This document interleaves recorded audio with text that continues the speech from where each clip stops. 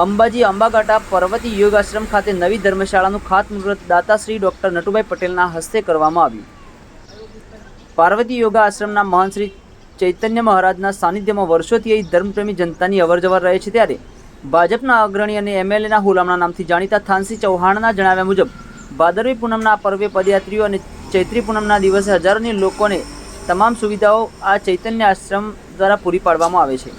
ખાતમુહૂર્ત પ્રસંગે સાકરિયા ફાર્મ ભોગીલાલ શેઠે, નેદરડી કંપાના નરેશભાઈ પટેલ સહિત ગોઠડાના ડાયાભાઈ પટેલ અને રોહિતભાઈ જોશી આંબાઘાટા સહિત લોકોની હાજરીમાં ખાતમુહૂર્ત કરવામાં આવ્યું। મહંતશ્રીના જણાવ્યા મુજબ 1 કરોડના ખર્ચથી આ ધર્મશાળાનું નિર્માણ થશે। હાલ સંસ્થા દ્વારા કાર્યવાહી હાથ ધરવામાં આવી છે। દાતાઓનો સહયોગ ઝડપથી સમગ્ર કામગીરી પૂર્ણ થશે। Online TV news Farooq Memon, Kheralu.